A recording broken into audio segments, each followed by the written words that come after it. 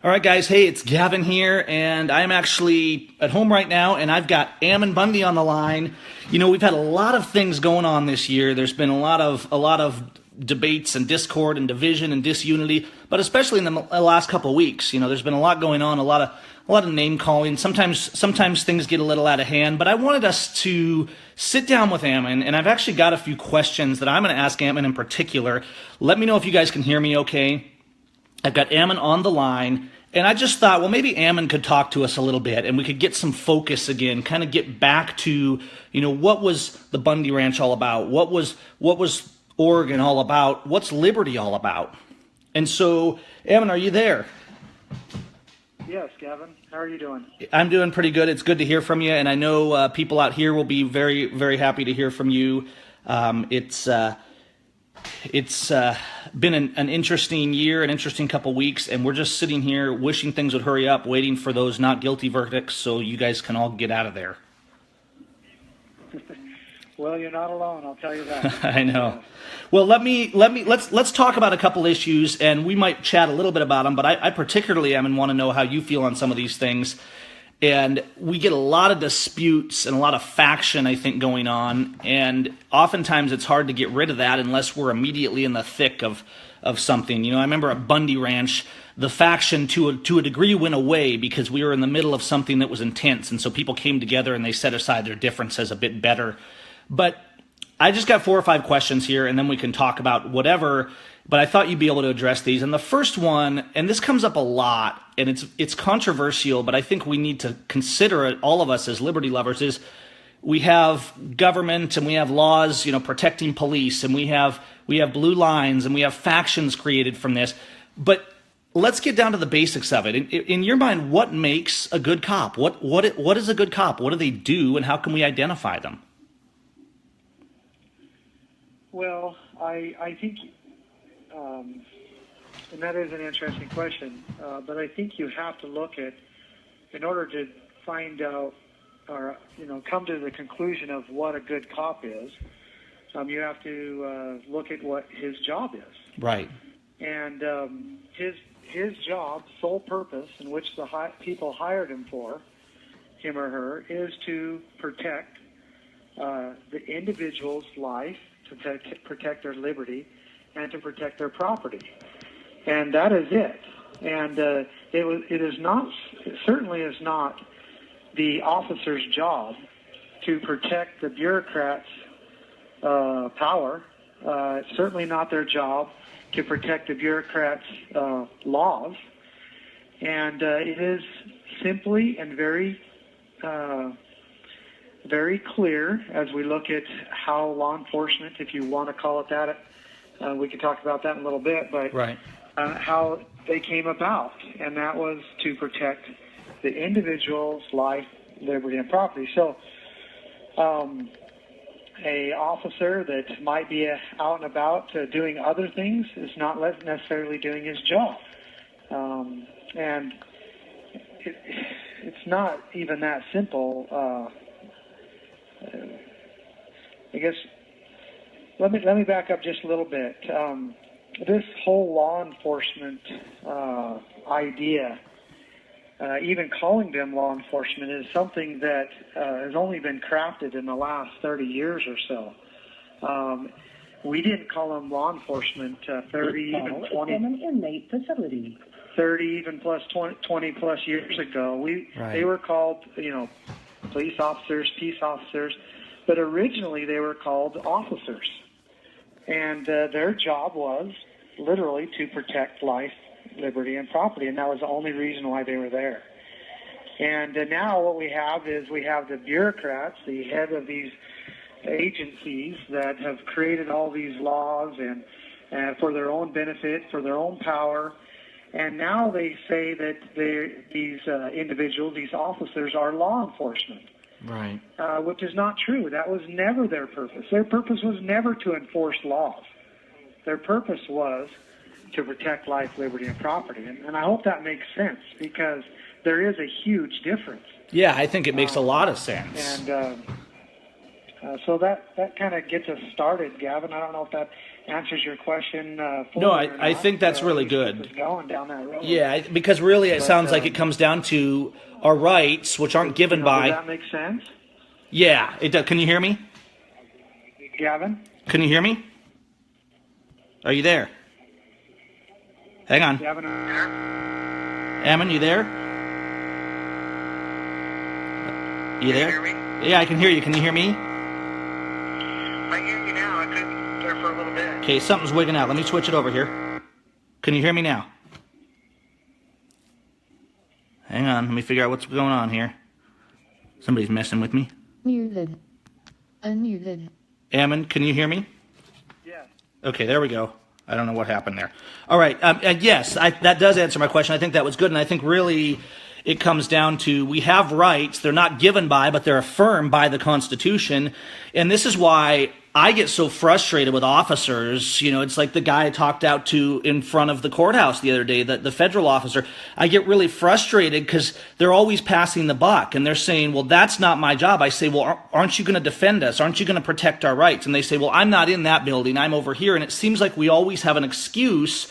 But to me, what makes a good cop in a way is not one that doesn't kick us in the head on the side of the road. A good cop is the one that stops the ones who do that. It sounds like you would be on the same page with that. Yeah, and it's difficult because from an inmate facility. it's difficult. It's difficult for us, and it's difficult for them too, because there's a tremendous amount of pressure that's put on them to basically be law enforcement, not Right. protectors of life, liberty, and property. Right. And they're actually threatened with their livelihood. They're threatened that Exactly. if they don't do what they're supposed to do according to the bureaucracies, that they will lose their job. And, you know, you've heard it, I've heard it, many people have heard it, that I'm just doing my job. Yeah. And actually the other day in here, I heard a guy say, well, I'm just paying my mortgage. That's what he said. Wow. You know, Okay. right before he did a strip search on me, he said, you know, and I'm questioning him about my rights, about the Bill of Rights, about, Right. you know, my 4th, 5th, and 6th Amendment, my rights that are protected by the 4th, 5th, and 6th Amendment. And I'm saying, look, you know, I'm not a convicted man. I should not have to strip in front of you. Exactly. And be strip searched by That's you. gross. But he says, you know, no, I have to do it. I'm paying my mortgage. So yeah, moral.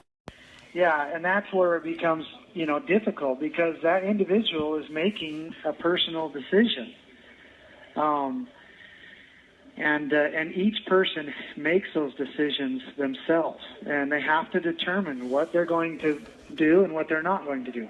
Right. Right. And, Okay. and what we need, Gavin, is we need officers that say no. Yeah, we And need that are officers that willing say no. Yeah, we need officers that are willing to say no. They're willing to understand the principles of freedom. And yes, some might lose their job. But you know what? It's better than us losing our freedom. And Right. their whole job is to protect our freedom. Right, exactly. So, yeah. I think you're spot on. This kind of leads into the next question, and I love that even though they have you in chains and they're trying to keep you down, you're still raising these questions, and it kind of goes to my next question. If we've kind of established fundamentally the foundation of a good cop, but the next question is people that speak up are always getting attacked if they're not saying the norm. And I guess my question to you is it right to question officers? And if need be, is it right to disobey an officer's unlawful orders when we come to that point?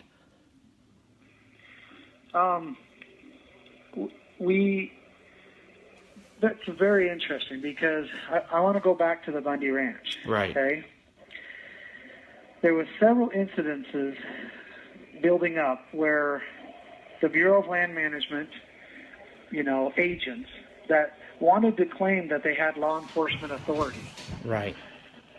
came in and abused us, literally beat us to the ground, tased us, threw us on the ground, sick dogs on us, pointed their guns at us, you know, arrested us. I mean, they did all these things, okay?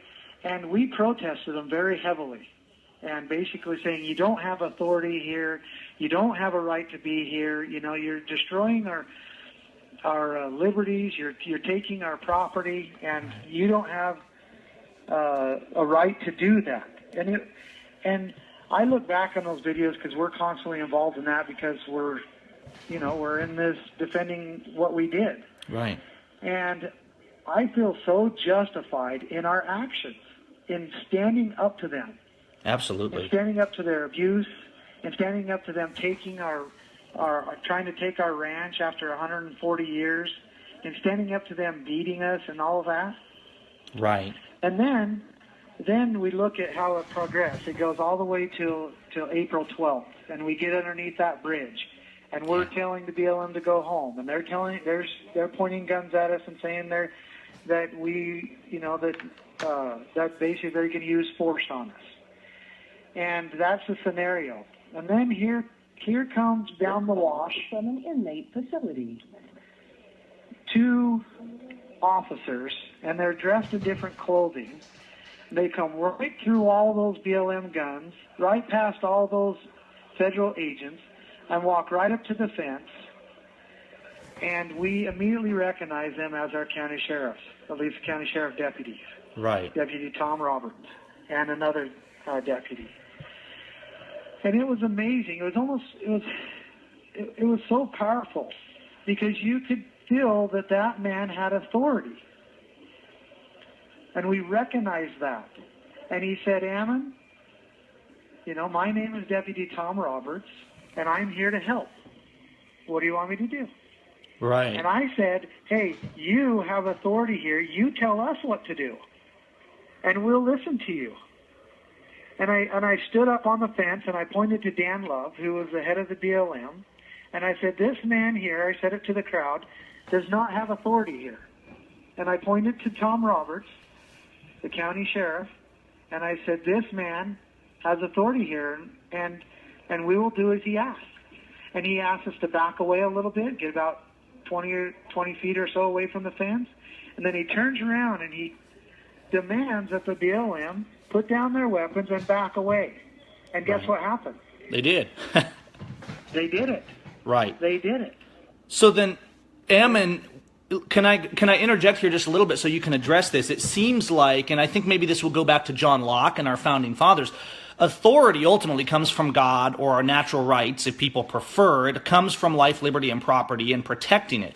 So this sheriff, had the sheriff been violating you, he wouldn't have had authority. In fact, the whole Bundy Ranch incident, had the sheriff stepped up sooner, would have come out very differently. But the sheriff had authority not only because he was an elected official, elected by the people, but his authority was made valid by the fact that he was defending life, liberty, and property. Am I understanding right in terms of where you're going with that?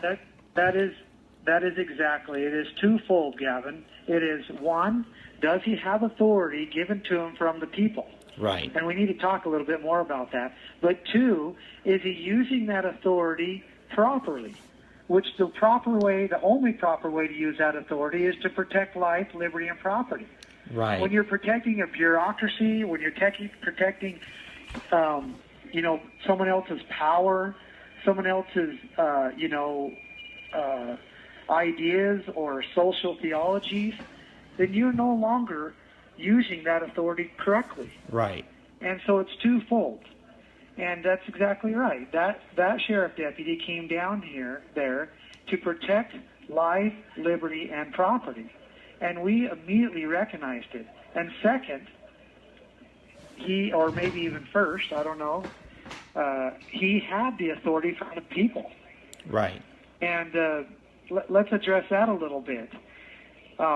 This call is from an inmate facility. How did that sheriff deputy get authority from the people? He was deputized by the county sheriff. Right. And the county sheriff received that authority through an election. The people voted to give that person, the county sheriff, to give him the policing and arresting power that the people held. Right. And there is no other way. You can't have a federal agency that goes to a law enforcement school and then gets a certificate from some, teacher or from school, and then all of a sudden now they have the authority to arrest you, to break down your door and come into your home, to police you, to take your property, to do all those things. Just because they went to law enforcement school does not mean that they have authority. That authority comes from the people, and it's given to a certain person, either a man or a woman, through an election. It's a delegation. That is why the sheriff has to be and is the supreme law enforcement officer in the county. And no one can come in and enforce law inside his county without his permission, without him deputizing them and authorizing it. And that is the way that the people are safe. So that essentially, and this is something I think people forget, and is that, and it's probably going to cut us off, so we might want to have you call back one more time, because we got a lot of listeners, and these are good words. And by the way, Lisa is in the stream too, and she said she loves you, and lots of people in there shouting out to you. But I think it's important then for the people to know 1 minute remaining, and that you can only give authority that you have. So, for example, the people often say, "Well, people will tell me when a lawless law is passed that violates our rights, they'll say the people have spoken." Right? They'll say the people have spoken. They created the BLM. Well, the people don't have a right to act outside the authority that they already have, just like the Congress doesn't have a right, just like the sheriff or the law enforcement officer. They can only act within authority given to them by the people that the people had a right to give them in the first place. That's correct. And there's nowhere where Congress gives the BLM, or even the people give Congress, the authority for the BLM to enforce law. There is none. It is not there. No, Congress has no authority to make new agencies that make new laws. They're supposed to be the lawmakers. Ammon, I know they're going to cut us off in a second, your time is up. so call me back. Call ended. Okay, guys, hopefully we'll hear back from him in just a moment and get the word out on this. It sounds to me like everybody's hearing okay. I see you guys in there.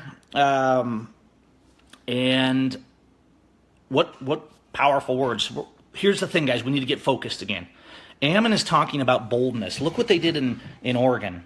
Look what they did in Nevada. Look at what happened when we stood together instead of saying, let's obey fake officers. Let's obey lawless authority. We need to come together. Unity means finding a like-minded principle, right? It means coming together. It doesn't mean we agree on everything, but it means coming together with one mind to stand up for what we believe. And what is that? It's liberty. It's our Constitution. It's for everybody. And I got a couple more questions I'm going to pose to Ammon as we wrap this up and just try and cover this. Honestly, we could probably talk for hours, but if we go too long, it's probably going to be too much. Hang on a minute. Let me make sure that, oh man, let's see. I think my phone messed it up a little bit. So hopefully he'll call right back. Because we certainly, there he is. Okay, hold on. Hello, this is an Amtel operator with a prepaid call from Ammon Bundy. To accept this prepaid, all phone calls are subject to monitoring and recording. You Maybe they'll actually listen to this one. $23.30. Thank you for using Amtel. You there, Ammon? Hey, Gavin. Yep. Okay, well, hey, people are loving the information you're giving. Let's go on and, we've talked about lawful authority. We've talked about the sheriff's, what makes a good cop, what makes a cop in the first place, and I think you addressed that really well. And we could go in deeper on it, I'm sure, but let's go on a little bit.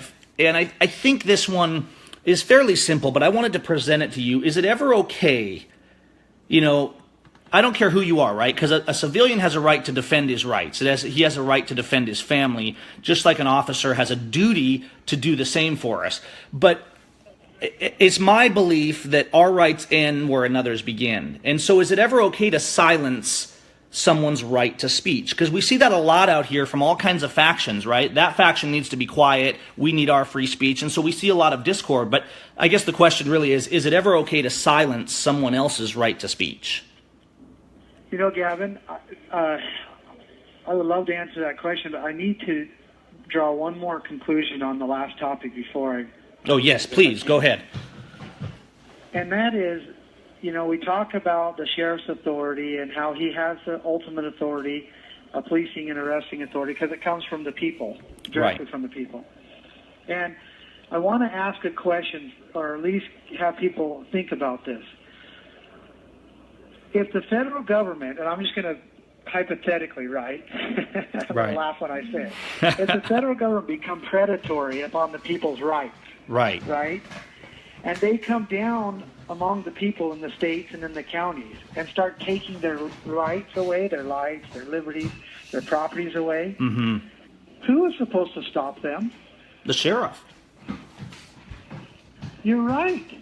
The sheriff, we've hired him to do that. Right. And our country, our foundational principles of this nation were built upon that. Right.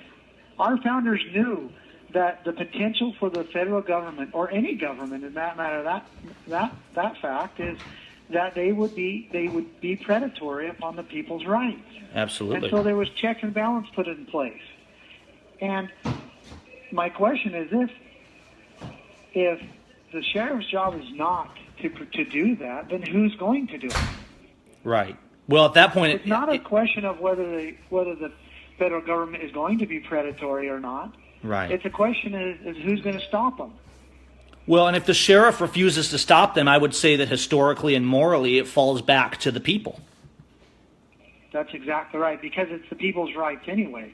Exactly. That's what happened at the Bundy Ranch. The Yes. sheriff would not step up.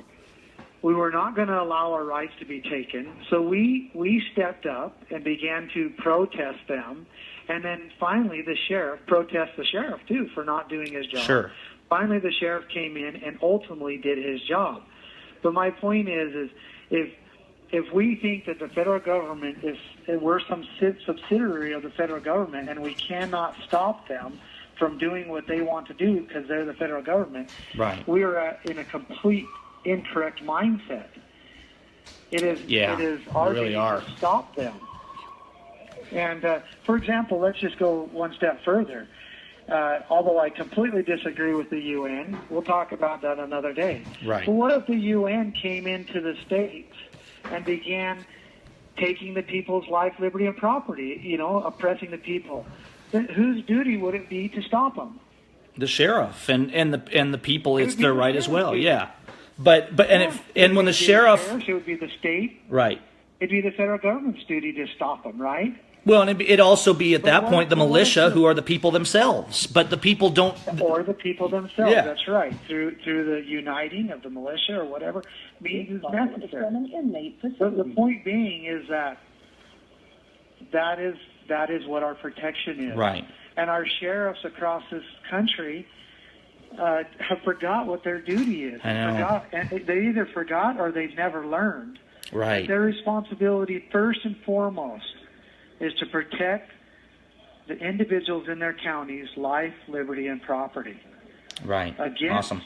the state, against the federal government, or against the UN, or anybody else, or against another individual. Right. Right. It's That is it's their so duty, simple their when we get down to it. Yeah. Okay. Awesome. Do you want? One more point? Yes. And I know we got to move on, but one last thing. And why is it so important that the sheriff is the one that polices and arrests in your county? And my answer is because if the people are not happy with the way he's doing it, Exactly. then they can elect him out. Right. They can even recall him. Right. They got full control of that sheriff, and he answers to them. And the state doesn't answer to them directly. The federal government doesn't answer to them directly. But the county sheriff answers to them directly. Exactly. And if they're being abused, they can get them out of there quick, resolve the problem, and therefore be protected under their life, their liberties, and their property. That's awesome. You're exactly right. And the message is gaining ground because there's people in the stream here, Ammon, answering the questions as you pose them and getting them right. So really, it's not in vain. Okay. No, it's very simple. It's very simple, and these are principles. These are principles of From an freedom. inmate facility. Right. Exactly. I'm not making them up. These are our These aren't founders new. understood them very Right. clearly. These go back even before the Constitution. So, okay, cool. Absolutely. The next question, and I'll read it again since it's been a few minutes, but I don't really think you'll have to expound on it too much. I just thought it was relevant because we have so many factions and political parties calling each other names out here. Is it okay to silence someone's right to speech? So my answer to that is very simple. We have an obligation when we disagree with each other we have an obligation to try to get the other person to understand our view. Right. And through words. And immediately when it goes to force, when someone uses physical force on somebody, then it's wrong. We do not have a right to do that. If you disagree with me, Gavin, or I disagree with you, right, it's my challenge, I guess, to try to convince you that I'm right, and for you to make the choice exactly whether I'm right or not. So whenever I say, Gavin, you won't listen to me, now I'm going to use force on you, then that's where I've crossed the line. So the use of force, then, Ammon, is always under life, liberty, and property, because that's what ours is. So if our life, liberty, and property is violated and we have no recourse, that's the only time essentially the only time when the use of force is righteous is in defense of somebody using force or violence to violate your rights. That's right. When someone tries to force you to do something or to believe something that you don't want to, right, and they use force, then and only then do you have a right to defend yourself. I agree. Okay, I think that's... And same with, well, I'll just leave it at there. Okay, well, feel free to make a comment if you want. I mean, obviously, I think this applies to all rights. When a police officer's life or liberty is in danger, they have a right to defend themselves. Sure. And that is the only time that they have a right. They do not have a right to take a life unless their life is in danger. Well, and it raises a hard question that we can't get too deep into today because we'd have to examine the incidents. But we see oftentimes where police officers, by enforcing their false statutes or their false arrests, are violating people's rights. And so I guess Lavoie would have been a perfect example, right? Lavoie chose to lay down his life for his friends, but he had a right to resist if he had chosen that, because those officers, it didn't matter that they had a badge on, they were just people. And if someone is violating your right, you have a right to respond. And I think Lavoie did well, and he made a spiritually inspired, wise choice. But he had a right at that point to defend himself. Well, and he didn't even exert that right. No, he didn't. Stayed well beyond the side, and exactly. And they still killed him. They still killed him. Yeah, so, absolutely. But officers of the law have no more rights than an individual, and right. They also have no less rights, other than it is their duty to protect. They were hired and actually took an oath to protect life. So the minute that they're taking life, they've failed. Yeah. And the minute they've taken liberty, which is even the minute they handcuff somebody, then in a sense, their whole job is to, if it's not in defense, if it's not protecting somebody else's life, liberty, or property, and they've just failed. They've stepped outside. They're no longer an authority because they've said, hey, let's say I'm going to arrest you for some fake charge because you didn't pay us some fee that we made up for you. When there's no crime and there's no violation, now they become the violator and they've stepped outside their authority. And we see this so often, and it's really hard to get back to the focus of simple defenders of liberty. Yeah, but it is very simple, though. It is that the people have hired them and have given them the charge to protect their life, their liberties, and their property. Right. And whenever the people's life, liberty, or property is taken, in a sense, the officers have failed. Exactly. And, okay. It's just that simple. Awesome. Yeah, it really is. Okay, so let me address this since we're going through this course, and this can be a quick one too. But what's happening? I think what frustrates those on the ground is a lot of times we get people that are saying, "Hey, I'm a patriot. I'm with you guys. I love the Constitution," and then they push us to not stand up for it. They push us to not question the things that you're talking about today. They push us to stand down, and I'm just speaking generally today. How would you address, when we're on the ground, how would you address those that are trying to insist that we just need to shut up and follow orders. I mean, obviously, we're not going to use force against them. They have a right to their speech, as you just addressed. But how do we address that in a principled way? Do you have any thoughts on that? Well, and I don't know, specifically Of what's course. going on out there. Yeah. I live in a dark box, Right. So I don't want it, so I just don't know specifically what is happening, and maybe you can rephrase your question a little bit more for me to try to understand a little bit more what you're getting after. It's very clear, and I've spoke about this many times, even well before I went to Oregon, or well before I got arrested, and that is, in order to maintain your liberty, Right. in order to maintain your rights, you have to claim them, meaning state and show and claim that they're yours. Right. You have to claim them, you have to use them, you have to use and be actively using them, and you have to defend them.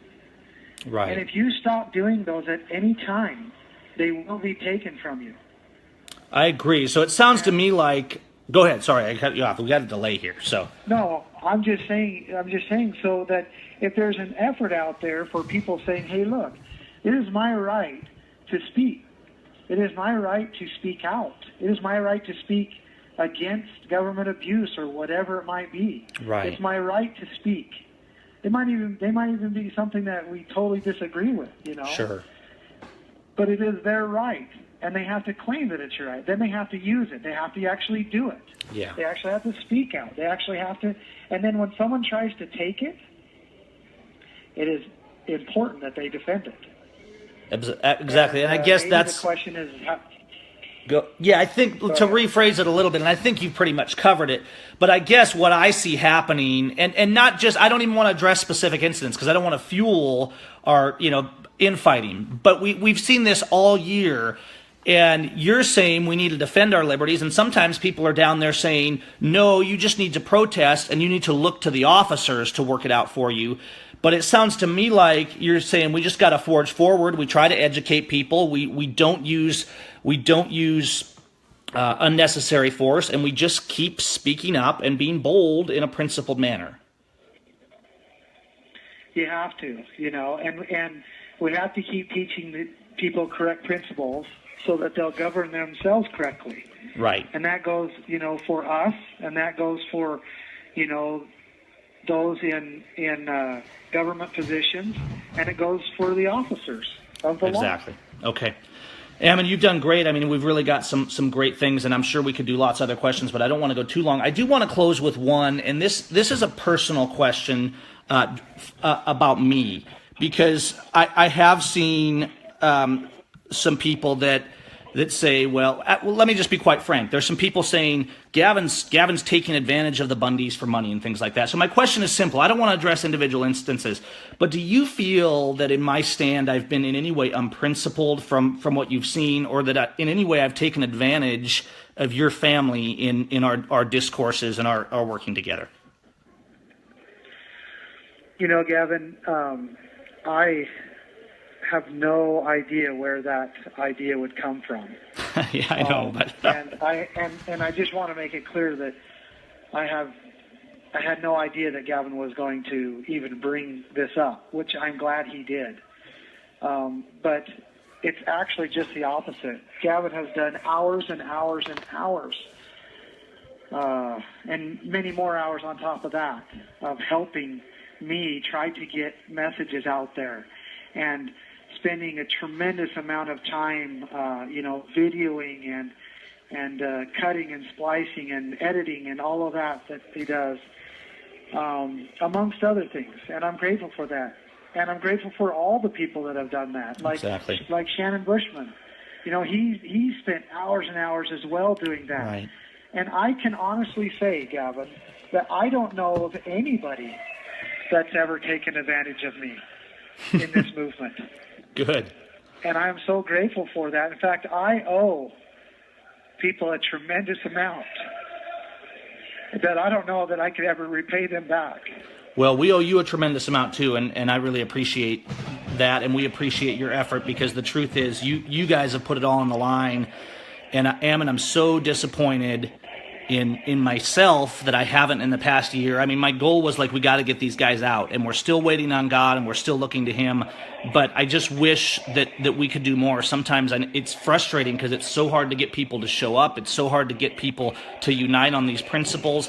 It seems like there's just always a distraction. It's like it's like the feds are working behind the scenes to constantly keep us at each other's throats, and it's so hard for me that we haven't been able to get you guys back to your families yet. And so Well, it is coming. I am certain it's of coming. it.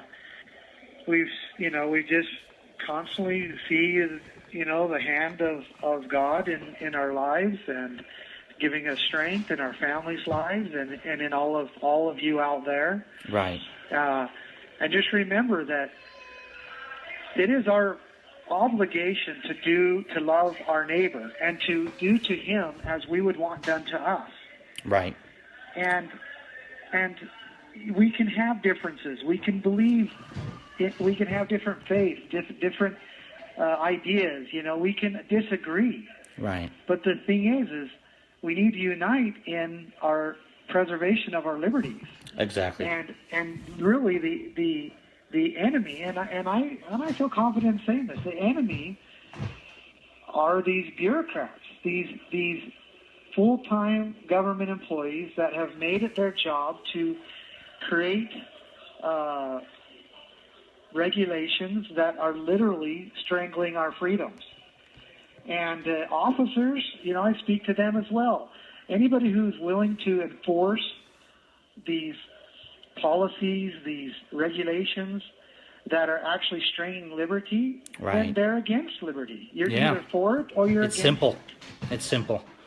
All right, Ammon. Well, that's phenomenal. Before we close, and I want to say a few words so you can say a few final words before they cut you off. I do want to say, and I appreciate your thoughts, and I just really want to commend all the people that have been consistent out here. And I just want to say, in a particular recommendation for commendation, obviously, your wife Lisa and Angie Bundy have done really well, but in particular, I just want to mention to you Sarah Redbuck, Kelly Stewart, John Lamb, Josh Martinez, Nathan Seim, Lindsay Samansky. I mean, people that have just been working and put it in on the line to keep the message going for you. And I know you know these people. I just wanted to mention them when we were on the air, and there's many more that we could mention, but I just want to thank them, and I want to thank you. This has been a great conversation, and we can do one whenever you want to. Do you have any closing thoughts before they cut you off? I think you got about 30 seconds. No, other than I can't thank everybody enough. Just base your stand on principles, correct principles, right? On the principles of freedom. Exactly. Well, Ammon, we will talk to you soon. This was a great conversation. I know people are going to want more of them, and I'll let you go. But you're in our prayers, and I just thank you for your service, and just lift up the other guys in there and let them know that we're not stopping. All right. Thank you. Your time is up. All right, guys. Call ended. So, hey, I hope you guys enjoy. Get the word out. So there's the facts, right? I don't have to always have the same style as Ammon, as Kelly Stewart, as John Lamb, but we need to get out and we need to stand up. We need to stop pretending. Hi, Angie. Hi, Lisa. Kelly. We need to stop pretending that what's happening in this nation is okay. And so, guys, head over and support these guys' families. We're going to keep the message going out here. We're going to try and keep the message strong. Get the message out, but do something, right? Pick up a camera. Be behind the scenes like my wife is, keeping us supported like Sandra does, keeping it moving. Be taking action. And I was down at the Bundy house, at Ammon's house last night, and honestly, I mean, I had to step out of the room for a minute when Lisa was on the phone to Ammon, because it made me sick to see what's being done to our families, to our children's birthright, and to America, because people say comply, follow orders, that those who violate us, that people say that those who trample our liberties, who violate us in the courts, who refuse to do their duty, that they must be upheld as the heroes and the peacemakers, and that to have unity is to align with those that violate liberty. To have unity and liberty means we have to come together. We need to be slow to anger. We need to be quick to forgive. But we need to haste to defend the innocent. And the reason these men are still in jail, the reason our prisons are filled with innocent people, from the native to the white to the black, from Jeff Winehouse to the Bundys to Schaefer Cox to Ammon to Ryan to Jerry Loomis, the reason our prisons are filled with innocent people and with violations of due process while traitors run our government is because we, when our sheriffs fail, are afraid to stand, and we have to stop being afraid. We have to stop being afraid. We have to be strong. We have to not worry about what they say and when they hate us.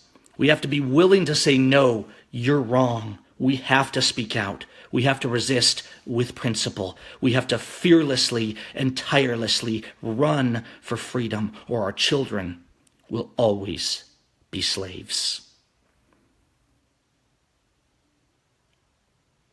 It does matter how you stand, but you have to stand. Beware the people that say it matters how you stand, so do not stand at all, because you just need to comply. We can do this. We need to honor God, honor liberty, love our neighbor as ourselves. Put effort out. Don't look for someone else to do it. And it's my belief that God will honor that and give us liberty, a refuge, and set the prisoners free. Why don't we take a moment, since we're all on here, to say a prayer? I wish we still had Ammon here, but they cut us off after 20 minutes. And let's just do that. Father in heaven,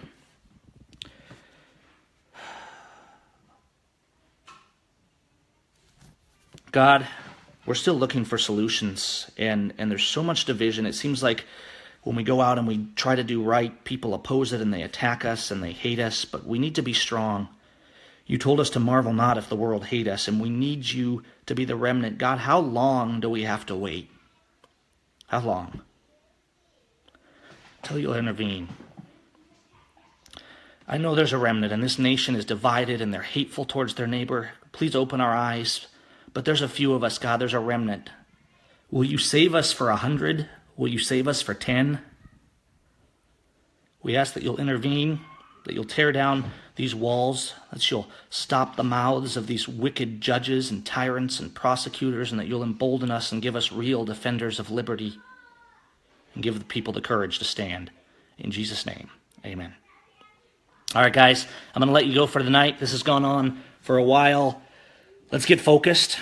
Let's stop listening to informants and provocateurs and people who would undermine the principles of liberty. Let's love them. Let's love them by telling the truth to them in love. Just like we love the police officer who's not doing his job, by telling them the truth in love. Just like we speak out, but we need to be bold. We need to rise up, and we need to stand.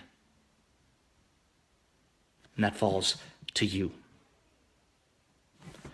Thanks, guys. Angie, Lisa, Kelly, all you guys. I saw a lot of familiar faces. Thanks all for being here and for your great comments. And we'll try and get Ammon on here and do this again, you guys. Have a good night, and God help us.